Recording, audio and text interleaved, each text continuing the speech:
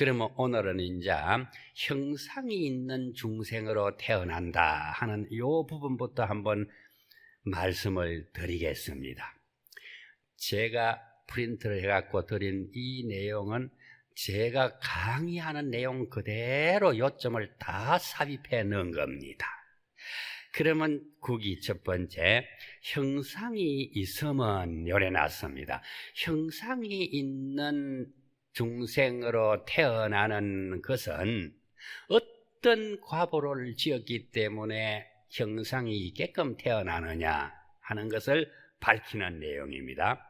그래서 형상이라고 하는 것을 형태라고도 표현을 합니다. 그래서 뒤에 형태 써가지고 가로해가지고 형상 요래 썼습니다.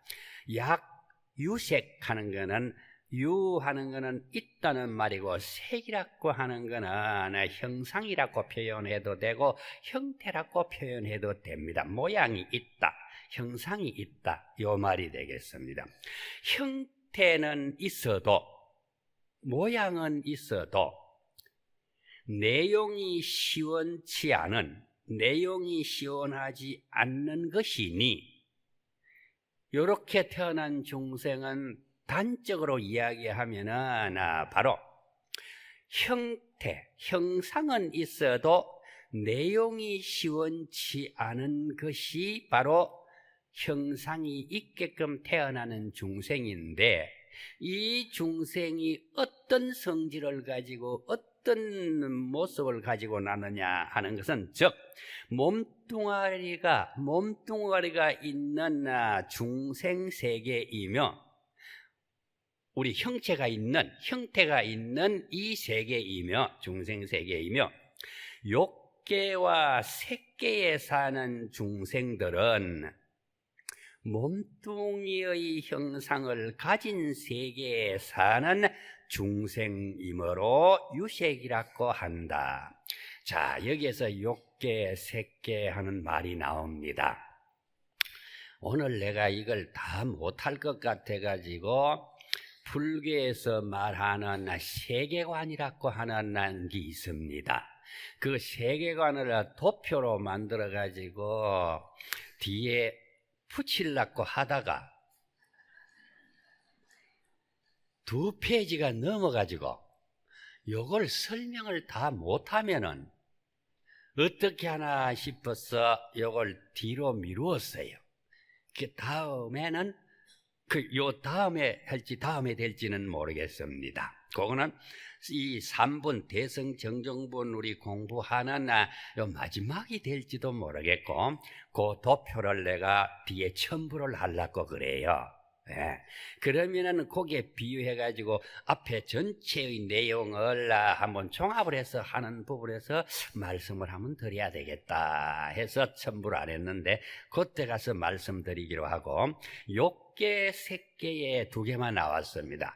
그 다음에 그거 위에는 무색계락 하는 3개가 나옵니다. 이거는 우리가 살아가는데 내가 살아가는 그 세계관을 그리는 거는 인생관이라고 그러고, 그 다음에 내가 의지해서 살아가는 세계를 세계관이라고 합니다. 자, 욕계, 색계, 무색계락 하는 게 불교에서 말하는 세계관인데, 이거는 나중에 도표 나와가지고 딱 복사해서 드릴 테니까 그거는 집에 벽에 딱 붙여놓고 봐도 괜찮은 겁니다. 그때 이야기를 하고 그 3가지의 그 뜻에 대해서는 그 밑에 또 우리가 수행하는 사람의 입장에서 볼 때는 이 형상이 있는 몸을 받는 거, 이거는 어떻게 돼서 일어나는가 하는, 또 수행면으로 볼 때 마음을 닦으면서도, 마음 수행을 하면서도 허망하게 시비를 보기에 옳고 그런 거 그게 자기 눈에 들어오면 안 돼요. 나는 수행자라고 하면은 자기가 한 말에 대해서는 책임을 지라고 합니다. 사회도 마찬가지입니다. 자기가 한 말을 책임을 안 지는 사람은 1시간 전에 이야기했는데 1시간 후에는 내가 1시간 전에 이야기한 것은 나한테 이익되는 건 하나도 없고 내한테 책임만 돌아오고 손해만 되는 일이구나 하면은 1시간 후에 고남을 갖다가 첫 번째는 손바닥을 보여주며 이야기했다가 1시간 후에는 손등을 보여주면서 이야기하는 사람하고 똑같은. 수행자는 나는 그러면 안 된다. 만일에 그렇게 해야 될 일이 생길 때는 미리 그렇게 말했던 내가 그 말을 들었던 상대방에게 가서 내가 1시간 전에 이렇게 이야기했는데 내가 참 생각을 잘 못했어. 그러니까 앞에서 이야기했던 거 그거는 내 실수였고 내가 너무 경솔하기 때문에 그런 말을 해서 그 말 그거 내가 취소할게. 이러면서 그 1시간 후에 다른 말로 바꾸는 거는 그거는 인정을 해줘야 된다. 자기 스스로가 잘못을 인정을 했기 때문에 고쳐줘야 된다. 이렇게 하는 사람이 바로 누구냐? 이게 바로 수행자다. 저는 그렇게 생각을 해요. 그래서 저는 만일에 말을 했다, 그게 잘못했다고 하면은 내가 조금 전에 했던 이야기 그거 내 실수야, 잘못했어. 내가 그 내용을 잘 모르고 했기 때문에 그렇다. 나는 그 사람이 내보다도 나가 많든 나가 적든 간에 어떤 사람한테도 나 그런 이야기 합니다. 이렇게 하는 게 이게 나는 수행자다 이 말입니다. 수행자는 마음이 밝아야 되거든. 마음이 따뜻해야 되거든. 옳지 않은 말을 해가 그걸 남을 속이겠다고 하면 마음이 밝은 게 아니고 마음이 따뜻한 게 아니거든요. 그래서 여기에 마음을 닦으면서도 완전히 닦은 사람이 아닙니다. 수행자이기 때문에 허망하게 시비를 보기에 험하게 옳고 나쁜 거 그걸 갖다가 내가 눈으로 보는 거야. 보기에 그걸 눈으로 보게 되면 안으로 자기 마음으로 착한 마음에 밝은 마음으로 뭐가 상이 없는 이치에 개합하지 못하면 요 말입니다. 내가 그 말 한 것 때문에 내가 손해나겠는데 내가 불리한데 이렇게 생각이 들어본다 요 말입니다. 그렇게 하면은 형상이 있는 중생이 되며 형상이 있는 중생이 되는 것은 어떤 거냐? 수행은 한다고 하지만은 수행하는 중간에 시비가 자기 눈에 보이면 안 된다 요 말이야. 그 눈은 바로 우리가 이 동공의 눈을 통해 가지고 마음의 눈에 저장이 된다 요 말입니다. 그다음에 이는 외형만 가꾸고 실속이 없는 사람이다 요 말입니다. 외형만 가꾸고 실속이 없는 사람이다. 그러면 이거는 어디에 태어나느냐 하면 욕계 6천과 색계 18천에 태어난다. 이건 경에 나오는 말씀입니다. 요거는 이제 욕계 색계 이야기할 때 가가지고 그 가서 또 상세하게 말씀을 한번 드릴게요.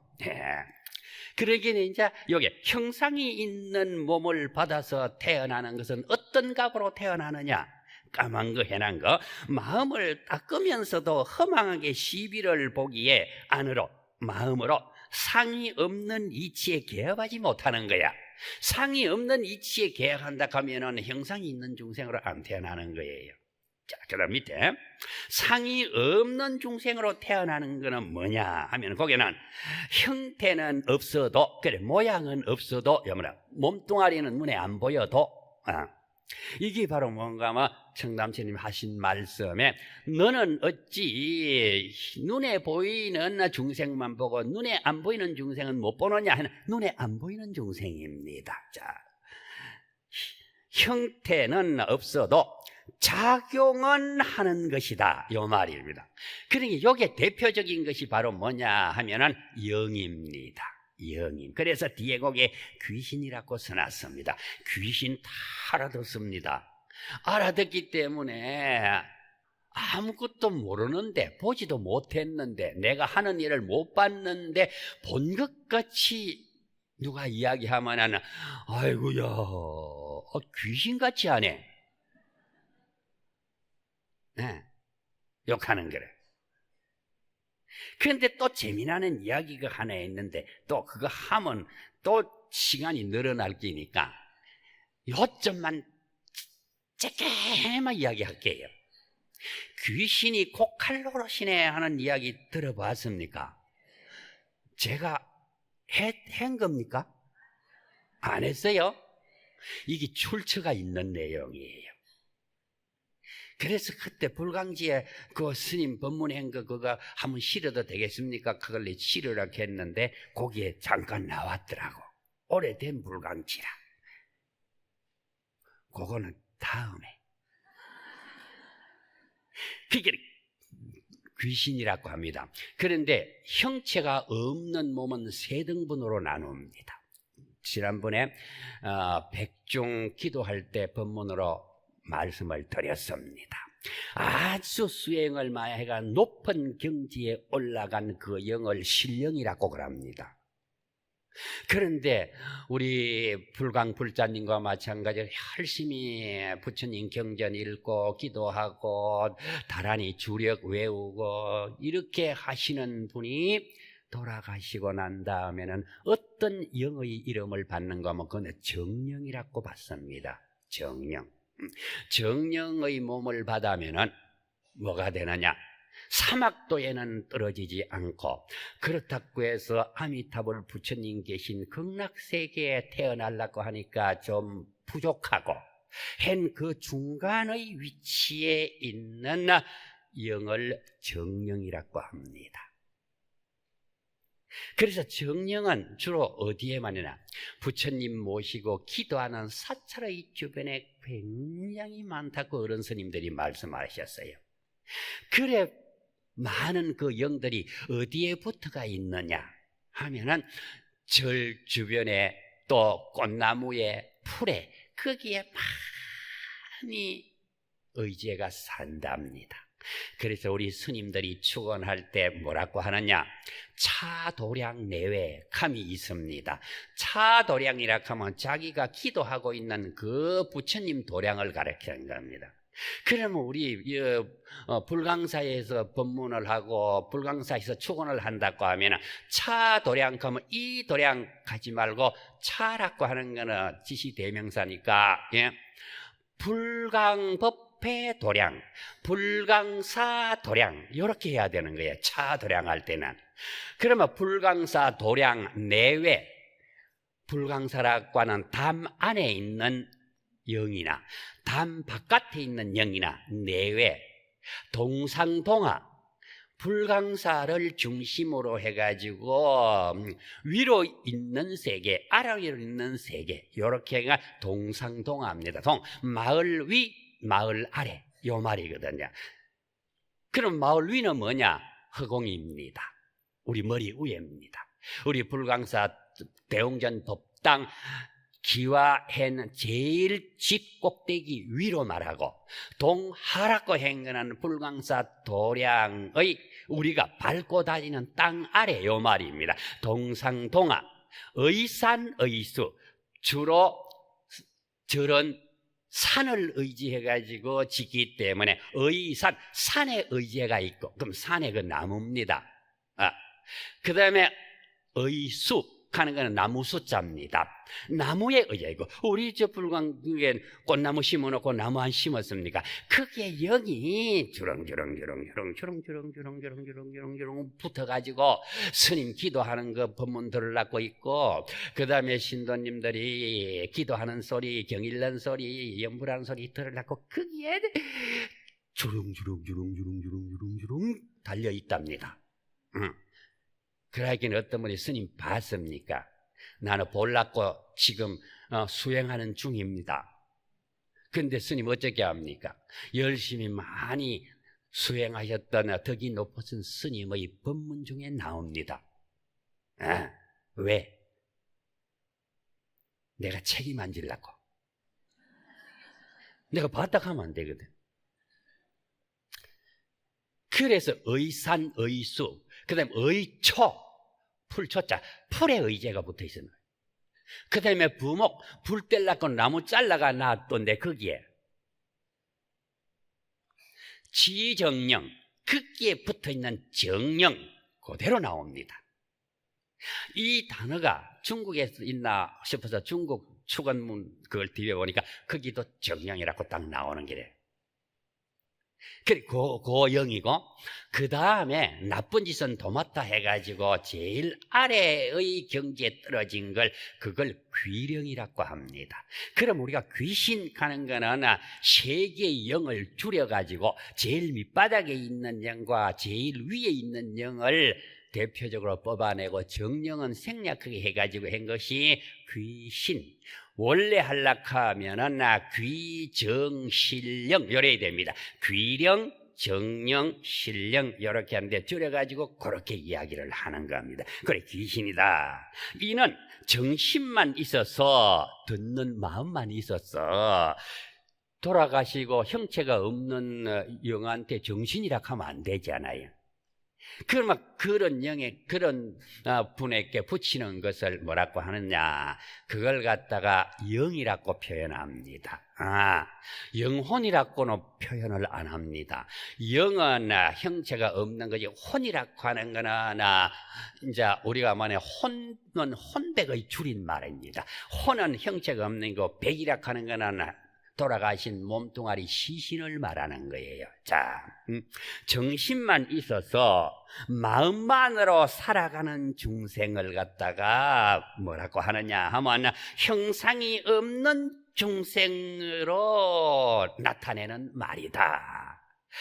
그런데 무색계의 천인이란, 그럼 여기에서는 이제 욕계, 색계, 무색계, 그러면 무색계의 세계가 형상이 없는 세계입니다. 정신적으로 살아가는 세계입니다.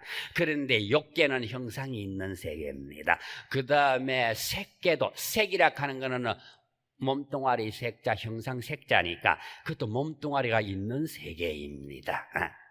그래서 여기는 바로 뭐냐, 무색계의 천인이란 뭐냐, 사공이라고 합니다. 사공이라고 하는 건 대표적인 설명이 바로 뭐냐, 존재에 대한 집착을 없애는 네 가지의 공한 이치를 깨달은 사람은 어디에 가느냐 하면은 영이 되어서 사공의 경지에 간다, 요 말입니다. 그러면 사공이라고 하는 건 간단하게 말씀을 제가 드릴게요. 사공이 뭐냐 하면은 법상공이라고 하는데 그 명칭이 있습니다. 이게 이제 아비달마 구사론에 가면 나오는 내용이에요. 그 다음에 천지 만유의 모양이 공하다고 하는 경지를 깨달은 그 경지가 바로 법상공이고, 그 다음에 무법상공이라고 하는 것과, 그 다음에 요 무법상공은 앞에서 법상공, 그거는 모양이 공하다는 거고, 여기는 모양이 공하다는 것, 그것까지도 공한 것을 말한다 하기 때문에 거기에 대한 설명을 내가 안 붙였습니다. 그 다음 뒤에 자법상공 하는 게 또 있다. 여기 명칭입니다. 자기가 행할 도의 모양이 공했다. 내가 행할 도라고 하는 것은 우리가 성취하기 위해서 노력하는 것은 뭐냐, 아뇨다라 삼약삼보리라고 하는 그 경지입니다. 그 경지가 있다고 생각하면 잘못이거든. 그 경지가 형상이 없다는 그걸 알아야 돼. 나도 지금은 살아가 있어. 이거는 누구한테 받았느냐? 어머니 아버지한테 받았어. 받았는데 이게 영원히 내 것이 되게끔 받은 게 아니고, 마지막으로는 내가 어머니 아버지가 나한테 주었으니까, 주은 거는 영원히 받은 게 아닌 것은 어떻게 표현하는가? 빌렸다, 이렇게 이야기하는 거예요. 빌렸기 때문에 내가 다 사용하고 마지막으로 떠날 때는 어머니 아버지에게 돌려주고 가야 돼. 그래서 우리 몸뚱아리는 가짜의 일정한 기간 동안 내가 유지하고 있다가 목숨이 끊어지면은 이 몸뚱아리에서 나의 마음은 밖으로 나옵니다. 밖으로 나온 그 순간에는 그걸 마음이라고 표현하지 않고 그걸 영이라고 표현을 합니다. 그래서 영이 마음이고 마음이 영이다. 형체가 있을 때는 마음이라고 표현하고, 형체를 벗어났을 때는 영이라고 표현한다. 그래서 미국에서는 심령연구학회라고 하는 데가 있는데, 거기에서 그 연구한 걸 갖다가 이렇게 발간하는 내용이 있거든요.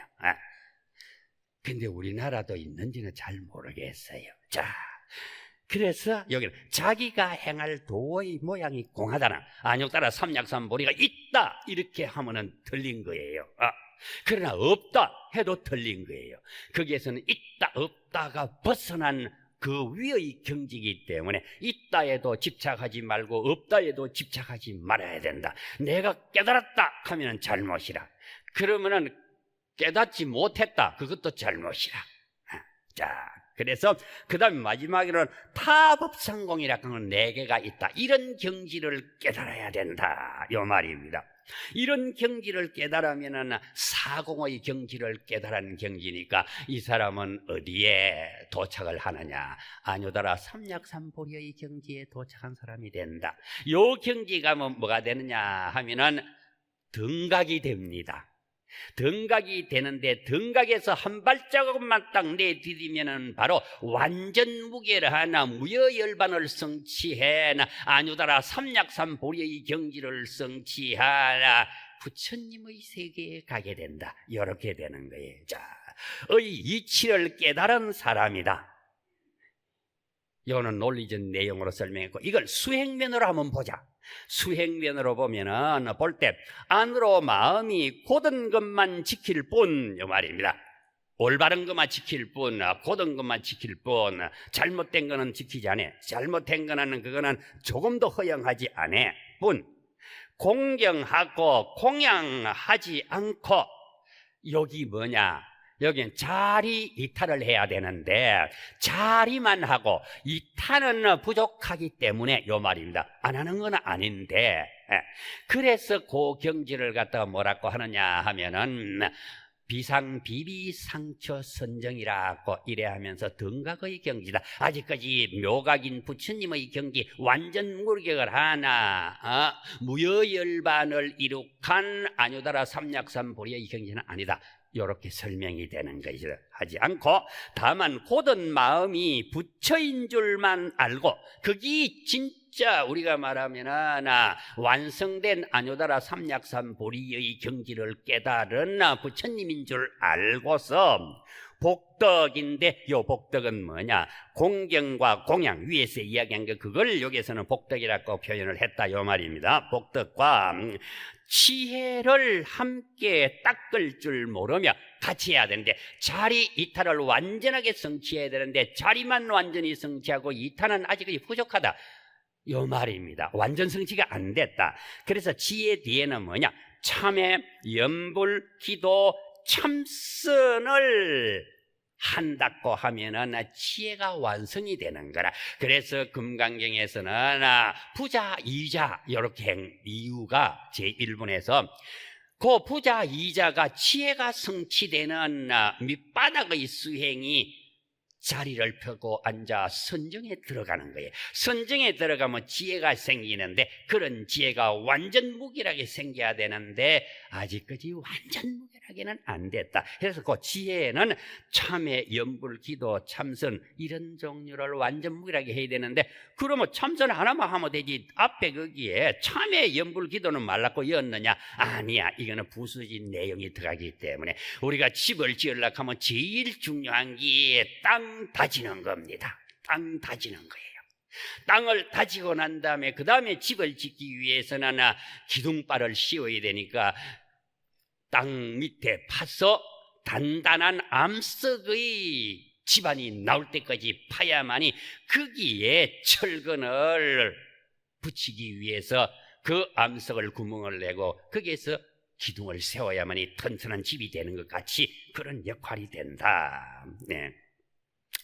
그래서 여기는 지혜를 함께 닦을 줄 모르면 형상이 없는 중생이 되며 이제 거기에 태어나는 가보가 되는 거예요. 되며 이 무색은 물질을 여의고 순수한 정신적 존재인 세계의 중생들이다, 이 말입니다.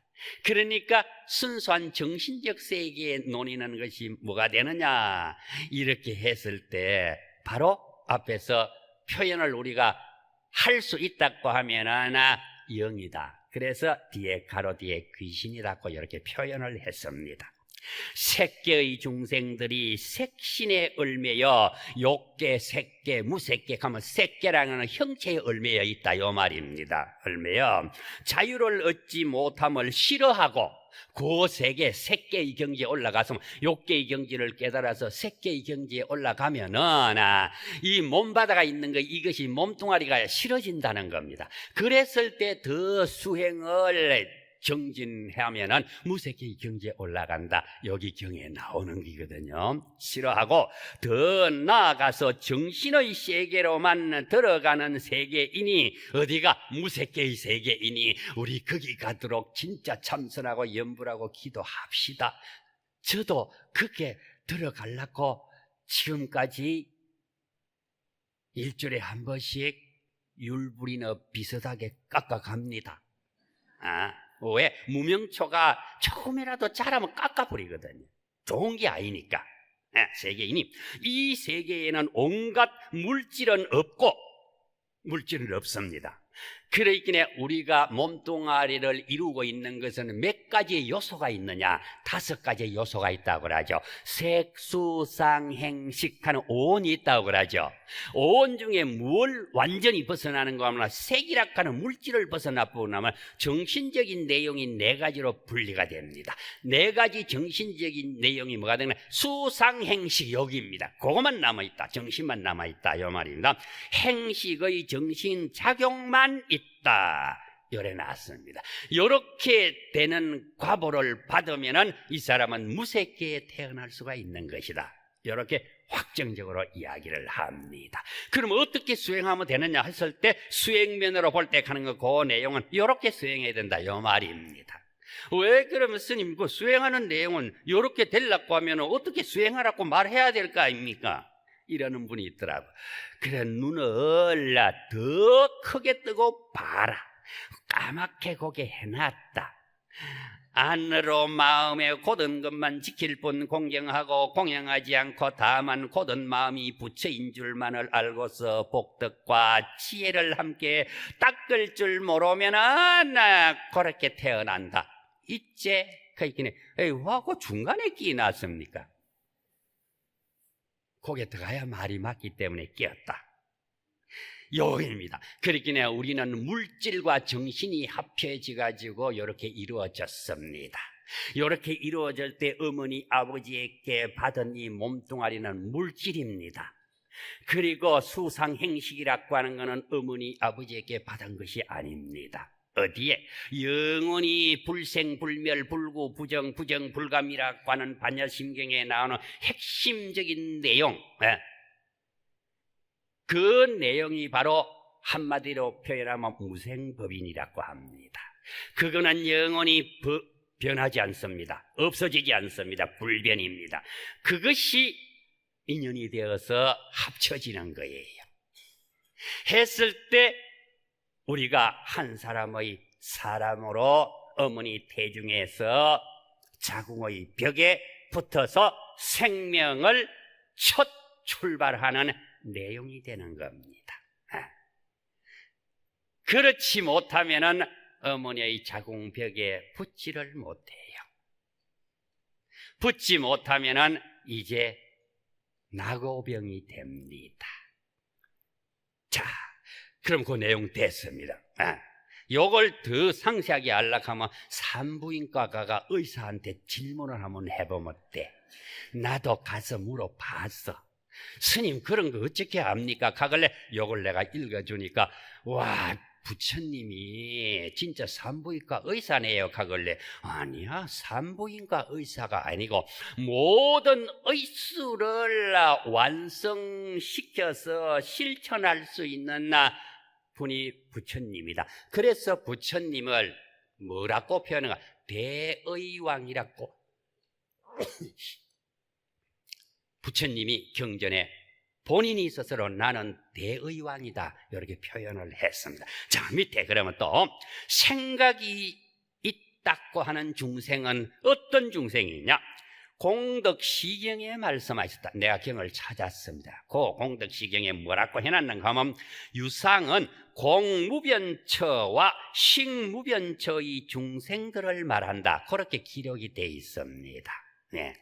그러면 요거는 사공이라고 하는 내용 속에 들어가면은 여기에 공무변처, 식무변처, 무소유처, 비상비비상처 이러면서 네 가지의 수행하는 단계가 나옵니다. 난주 도표 나오면은 또 거기 가서 한번 설명을 해드릴게요. 이제 그거로 놔두고 또 수행면으로 볼 때 중도를 깨달아 알지 못하고 중도를 깨달아야 돼. 중도 가면은 이것이 A라고 하고 이것이 B라고 하면 이 중간에 있는 거 이것이 중도라고 생각하는데 이것을 부처님이 중도라고 법문을 한 것이 절대적으로 아닙니다.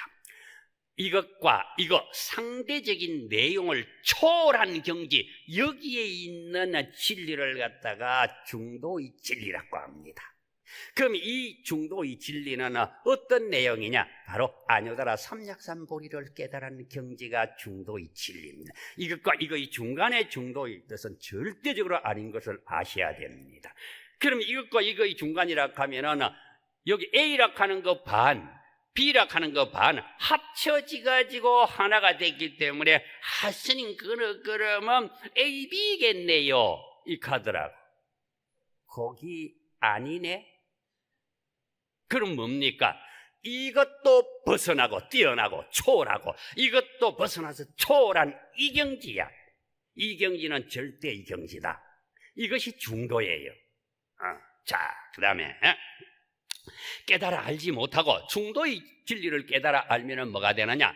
이 금강경 제3분에 나오는 대성이 되려고 하면은 이러한 것에 집착을 가지지 말아라. 이렇게 하는 겁니다.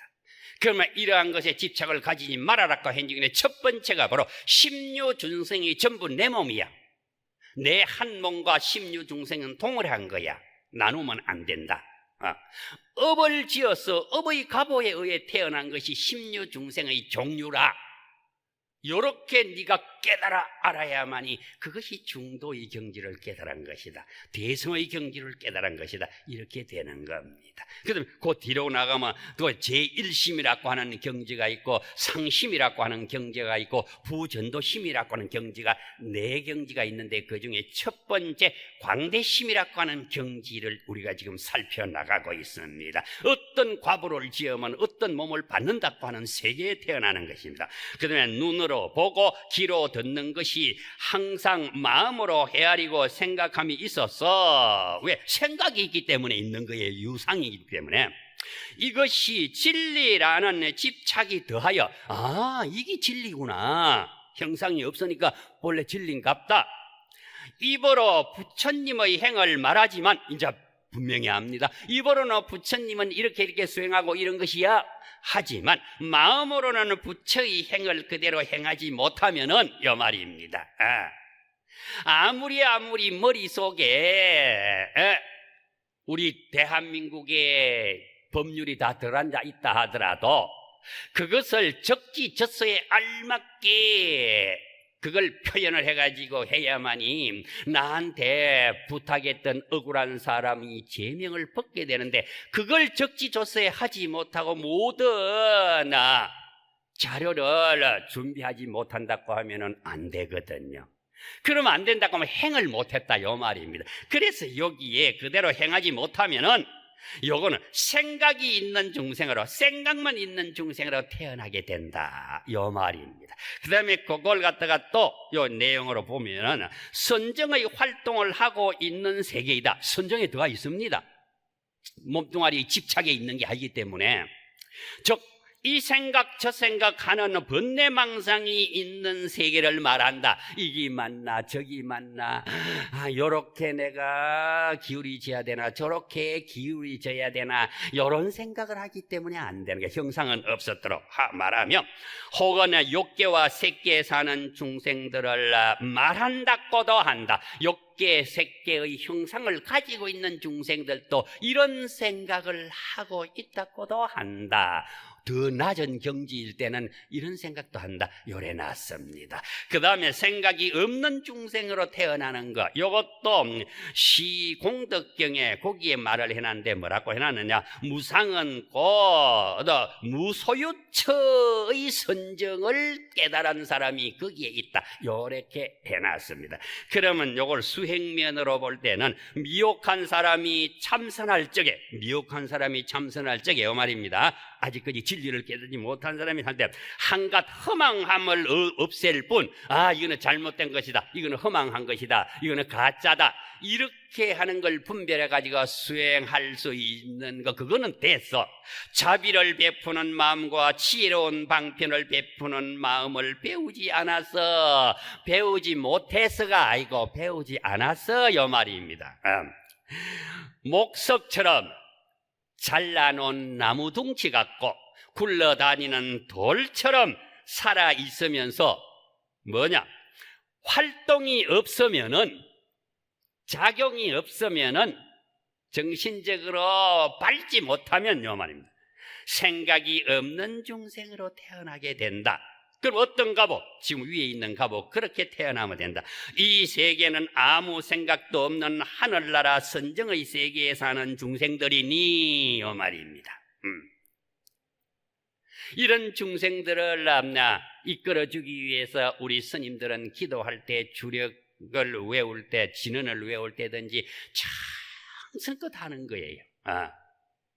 그럼 정성껏 할 때는 더우니까 나무 그늘 밑에 앉아가지고 한다 하면 정성껏 했을 때는 그 나무에 붙어있던 대표적인 영이 정령이라고 해서 내가 정령절이 듣고 그렇게 기뻐하고 좋대요. 곧 무색계천에서 깊은 선정에 들어 허망한 생각이 깊은 상태에서 사는 중생들을 말하는데, 그러나 깊은 번뇌, 곧 잠재의식은 남아있으므로, 생각은 남아있다 있습니다. 역시 중생을 면하지 못한데, 중생이라고 하는 걸 면하지 못해.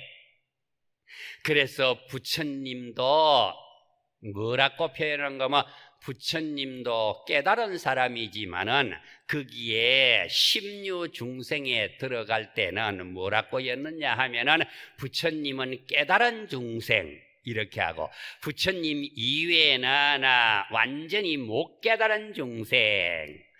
그러니까 나가 부처다 할 때는 어떤 부처냐 요래 물으면은 깨닫지 못한 부처다 욕하면 맞는데, 깨달은 부처다 하면은 그날 뒷꼭지 피납니다. 왜? 한 대 얻어맞아가지고.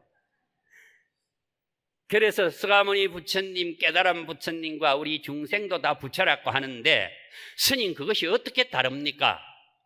묻길래, 자 메모지 내라, 적어라, 내 말하는 것. 우리는 깨닫지 못한 부처, 스가모니 부처님은 깨달은 부처. 됐나? 되게 부처 설명하기 쉽네요. 되게 쉬워. 불교 얼마나 쉬운지 몰라요. 부처님은 완전히 깨달은 중생이야. 왜?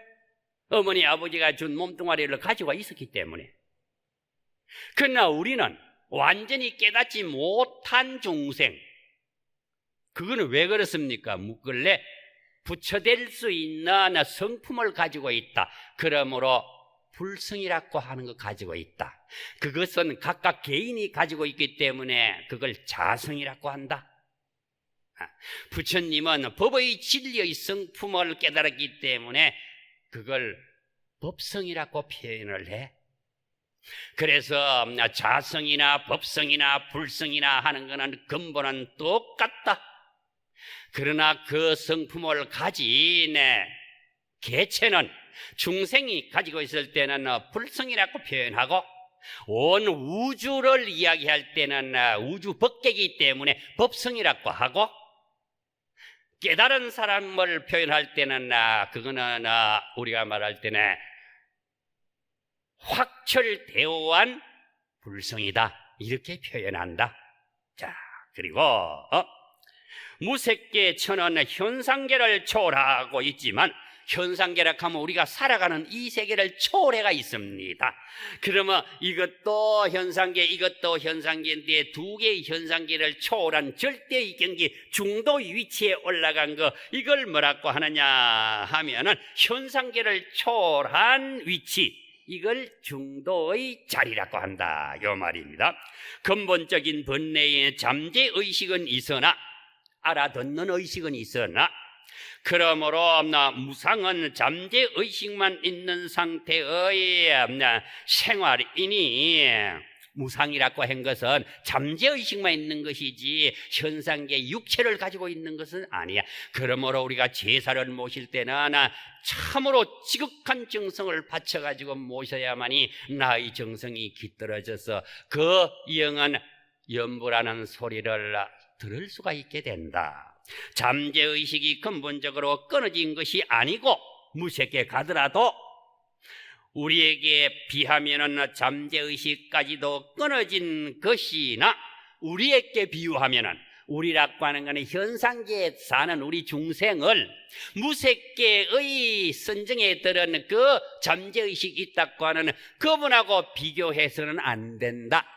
그래서 잠재의식까지도 끊어진 것이나 다름이 없는 세계를 말한다.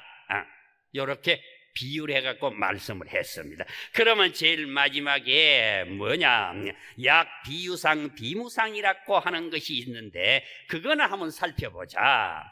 그거는 생각이 있지도 아니하고 생각이 없지도 아니하면 했는데, 여기까지가 바로 뭐냐, 부처님께서 대성정정분어에서 법문하신 내용의 네 단계의 마음을 성취해야 된다고 하는 그 첫 단계가 바로 광대심의 마음을 가져야 된다. 일체 모든 구류 심류 중생이 전부 다 내 몸과 동일한 것이다.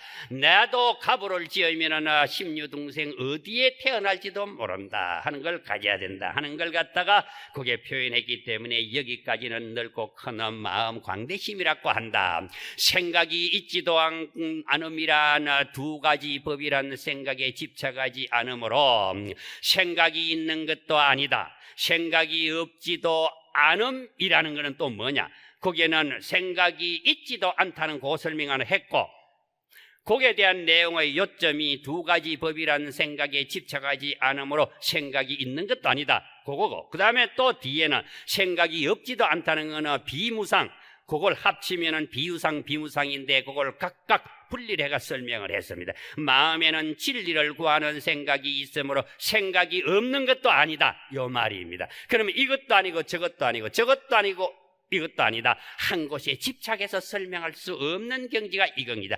그래서 있고 없고를 초월하면은 마음속에 저절로 이러한 비유상 비무상의 경지가 나오게 되니, 이렇게 되는 것이 마치 비유하면 매우 고단할 때에 잠이 푹 들어 깊어지면 잠에서 깨기가 싫어지는 것처럼 선정도 그러하며 선정에서 나오기 싫을 때가 있습니다. 화두 들고 헛극에서 나오기 싫을 때, 화두 들고 있는데 죽비 딱 치는데 막 신경질이 날 때가 있습니다. 화두가 잘 떨리는데 죽비 딱치가 이제 일어나가지고 포행하라 하미시나 신호하면은 신경질이 나. 더 갔으면 좋겠는데 그렇다, 요 말입니다. 없는 것도 아닌 상태에 사는 하늘나라의 중생을 비유상 비무상의 중생이라고 한다. 하늘의 최고 높은 곳이 비상 비비상처 천인데, 이 하늘이 끌었나 정신경지에 사는 중생의 세계이며, 이는 무색계의 제4천이고 3계의 맨 위에 있으므로 유정천이라고 한다. 제일 꼭대기라고 한다. 이 선정에 태어나는 이는 아래의 지위처럼 거칠은 생각이 없으므로, 욕계 색계라고 하는 거칠은 생각이 없으므로 비유상이고 비무상이며, 비유상이므로 외도들은 이 경지 경지를 진열반처라고 하며 비무상이므로 불교에서는 이것도 생사윤회하는 곳이라고 한다. 불교에서는 아직까지 생사번뇌를 완전히 벗어나지 못한 것이라고 한다. 왜? 완전하게 묘각의 경지 가야지 등각의 경지까지 갔다고 해서 아니더라 삼약삼보리 있네 무여열반을 완전히 성취한 곳은 아니다, 요 말이 되겠습니다. 이렇게 한다. 자, 번뇌가 1000만 가지 차별이 있지만 모두 다 때 있는 마음일 뿐입니다. 때낀기다 번뇌극이. 몸뚱아리에 몸뚱이 형상이 수없이 많지만 그것이 수없이 많다는 것은 심류중생, 구류중생을 가리키는 것입니다. 모두 다 중생일 뿐이니 이는 곧 난생, 태생, 습생, 화생, 유생, 무색, 유상, 무상, 비유상, 비무상이다. 요 비유상, 비무상이라고 한 거는 그 위에 설명이기 때문에 여기에 까만 걸로 했습니다. 그럼 구류중생이라고도 표현하고 심류중생이라고도 표현하는 것을 세 등분으로 나누어 가지고 한번 설명해 보자. 첫째, 태어나는 형태로 분류한다. 태어나는 형태. 분류하면은 태생, 난생, 습생, 화생으로 분류할 수 있고, 빛깔과 생각이 있고 없음을 분류할 때는 유생, 무색, 유상, 무상으로 분류를 한다. 그 다음에 정체가 분명하면 자아가 무슨 정체인데, 이제 이렇게 얘기할 때 정해진 딱 몸뚱아리가 정해져 있어가 어느 세계에 있는데 하면 정체입니다. 정체라고 하는 게 아니고, 이 정체라고 하면 맥힌기고, 차가 정체했다 이게 아니고, 저는 정체가 뭐냐? 정체가 분명하지 못한 성분으로 분류를 하면 정체가 분명하지 않아. 어디에 있는지도 몰라. 그런 것을 바로 흙과 나무에 붙은 정령이다 이 말입니다. 그러면 정령이다 했는데 여기에 더 연락하면은 신령과 정령과 기령입니다. 그게 누가 갑디다. 왓슨님 그러면 세 개를 다 여치 왜 요게 하나 정령만 넣었습니까? 그걸 연락하기에 한 줄이 넘어가니까 이게 또 한 장 더 복사로 해야 되겠더라. 그래서 그래 줄였다. 그 다음에 귀령 나옵니다. 저급령, 하급령 합니다. 그 다음에 정령, 중급령, 신령, 상급령의 3종류로 분류한다. 거기 이제 앞에 정령이라고 했는데 그걸 세 개로 분류한다. 그런데 그렇게 분류하는데 이 영들은 어디 있나? 두 가지로 분류하면 비유상은 생각이 있다고 할 수 없다. 그 다음 비무상은 생각이 없다고 할 수도 없다. 그러니까 영이 생각이 있다고 하면은 생각이 없다고 할 수도 없고 생각이 있다고 할 수도 없고 어느 한 곳을 정확하게 지적해가지고 어느 장소에 있는 영이다 이렇게 못한다 요 말입니다. 자, 그 다음에 자, 여기 심류중생의 거처에 의한 분류, 위에는 구류중생 해야 되고 심류중생 해야 되는데 이 밑에는 심류중생이다고 하면서 10가지로 분류를 했기 때문에 요래 썼습니다. 첫 번째는 난생, 태생, 습생, 화생, 육계, 육도와 중음신 요래 놨습니다. 중음신이라 하면 뭐냐? 우리가 생명을 마치고 난 다음에 내 몸에서부터 마음이 밖으로 나오는 순간 이걸 갖다가 우리가 영이라고 한다고 했죠. 그러게 영이라고 했는데 여기에 아비달마 구산을 가면 이걸 중음신이라고 열했습니다. 자, 그 다음에 그러면 중음신은 어떤 위치에 있는 걸 중음신이라 하는 걸 밑에 가로를 해놨습니다. 생류, 본류, 사유, 중류라고 해놨습니다. 생류라고 하는 건 태어나는 순간입니다.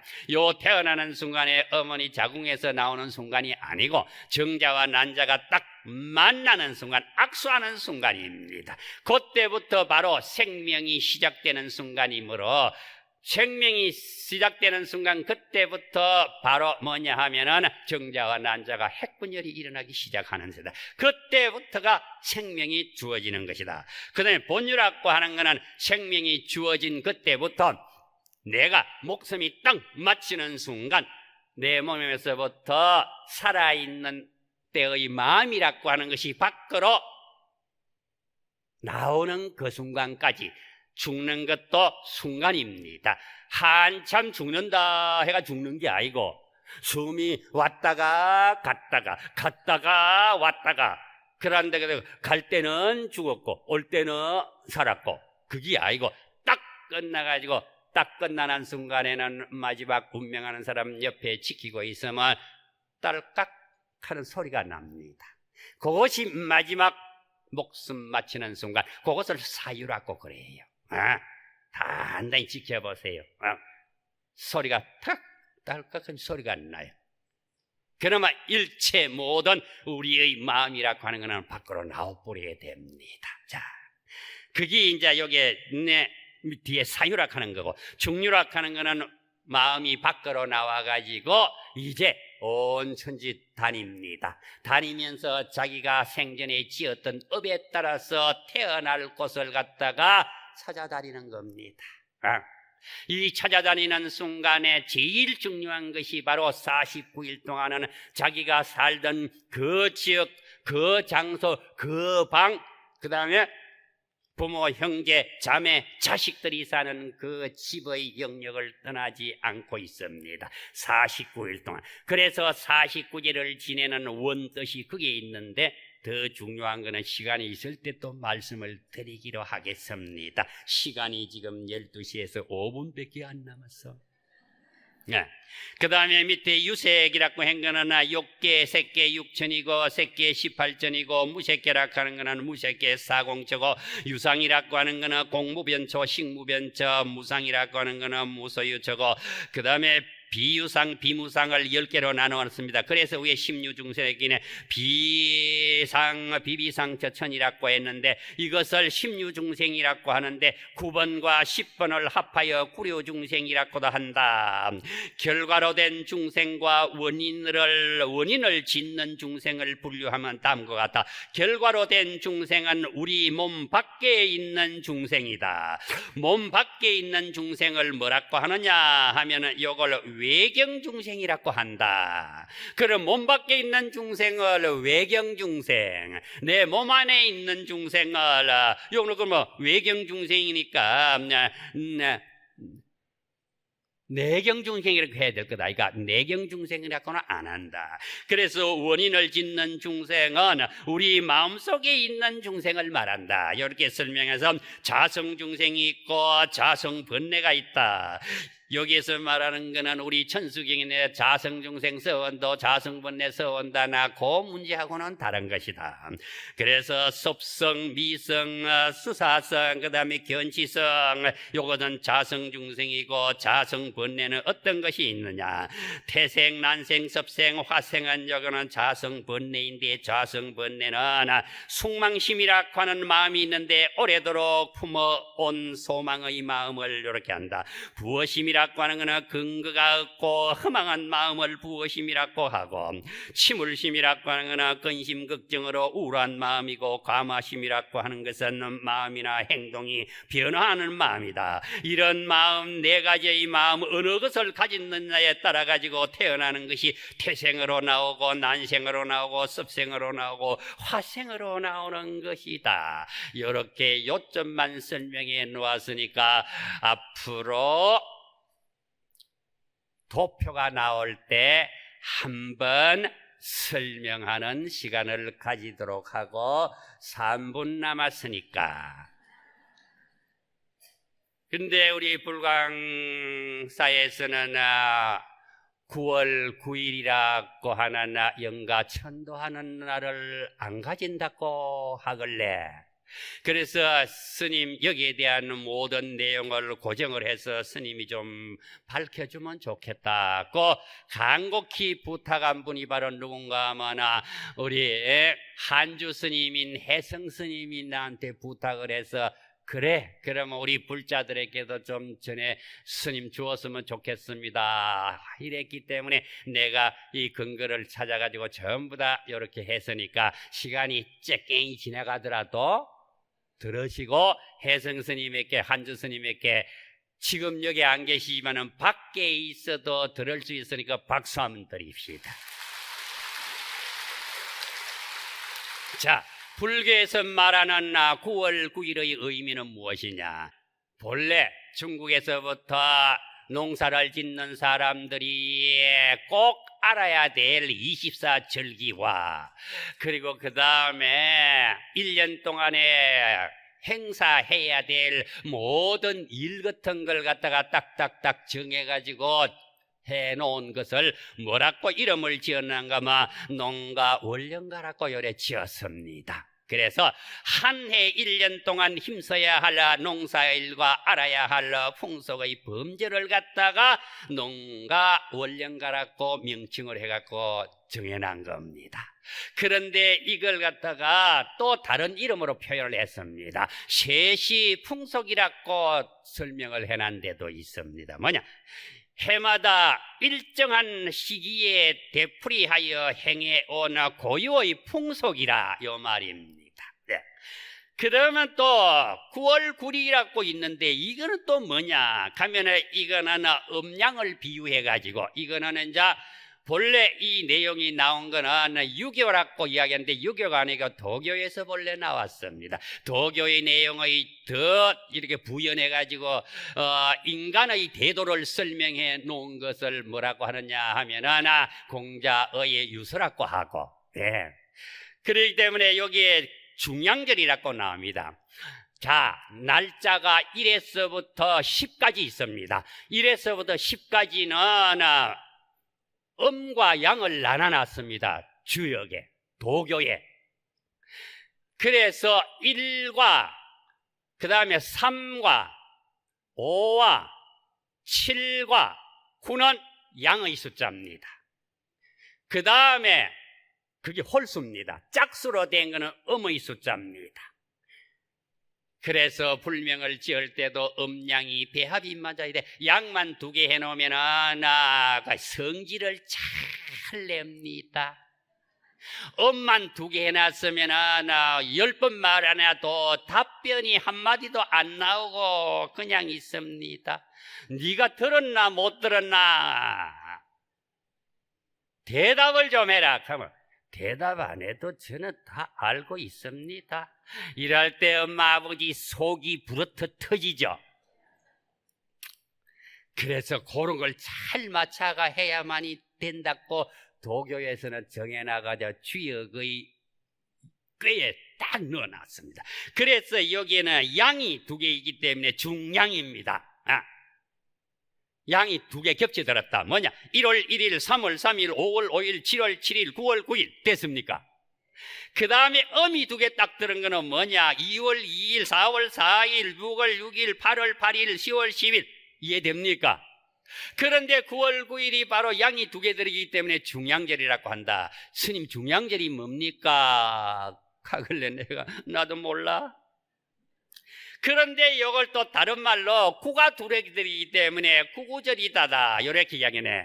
그래서 구구절을 갖다가 뭐라고 하는 건 망제라고도 하고 그 다음에 2번째는 거리제라고도 하고 동네제사라고도 한다. 그럼 자 같이 읽어봅니다.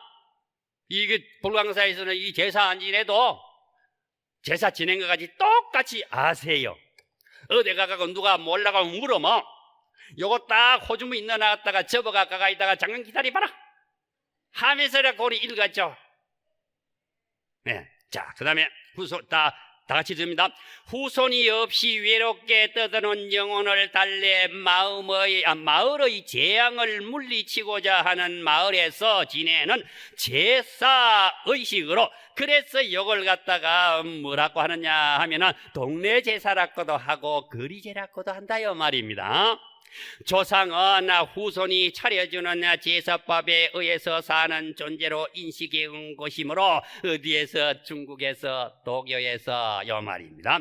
지금까지 전해져 오는 것이니 어디까지 대한민국까지 이를 중양절이라 한다. 이해됐죠?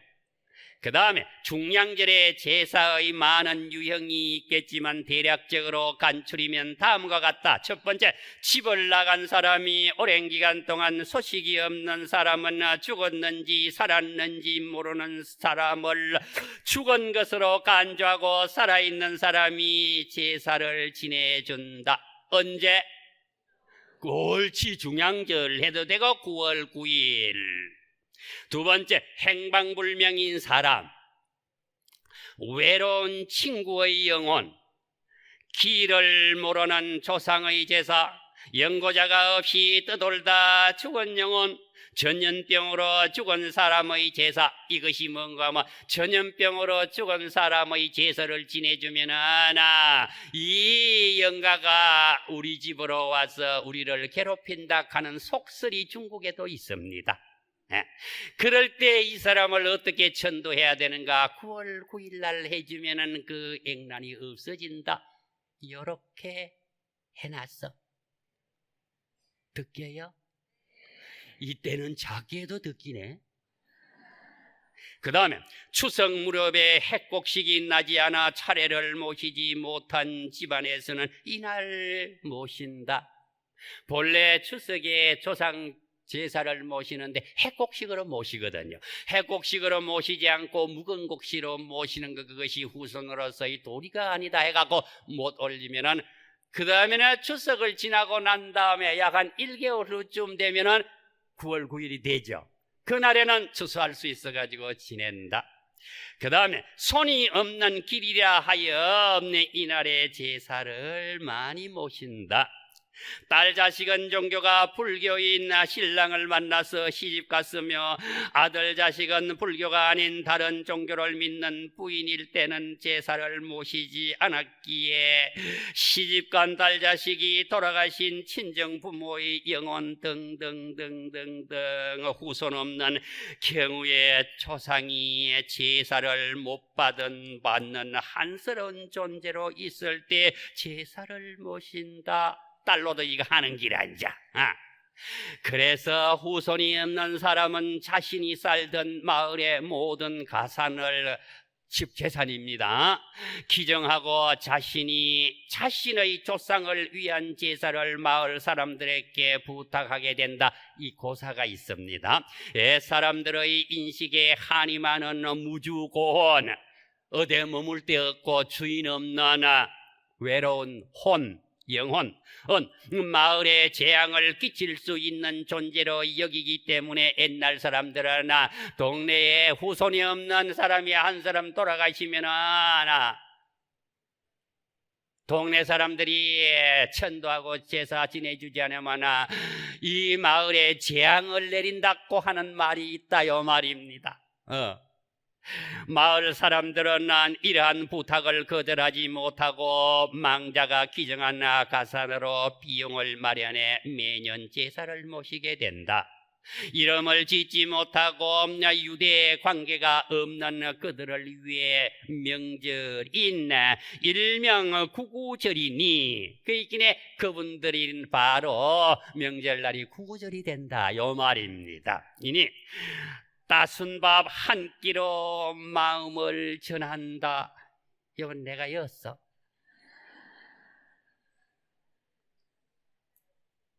그런데 근거가 있는 게 하나가 있어요. 옛날 장암동이라는 동네에서 친족이 없는 8명이 단신으로 홀몸으로 살다가 인간 세상을 떠났다. 그러면 인간 세상을 떠났다고 하는 거는 한 마을에 이렇게 살은 게 아니고, 그 마을에 가면 동리라 하면 우리 여기는 무슨 구입니까? 송파구 안에 외롭게 살던 한 사람, 단신으로 사는 사람이 송파구 안에 송파 1구, 2구, 3구, 4구, 5구, 6구, 7구, 8구까지만 하지 8명이니까 각각 길에 사는데 각각 그 사람들이 그 구에 살다가 이 세상 하직하고 돌아가셨다 요 말입니다.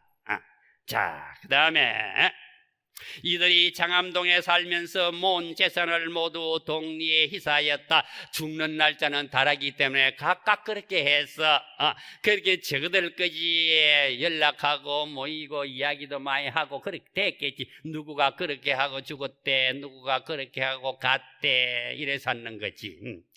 장암동의 동민들은 이분들의 미덕을 기리고자 묘소를 벌초하고 매년 9월 9일 구구절을 정하여 동민들이 무후신제, 무후 후손이 없는 돌아가신 영인데 영을 갖다가 높이 평가해가지고 신령이라고 표현하는 거예요.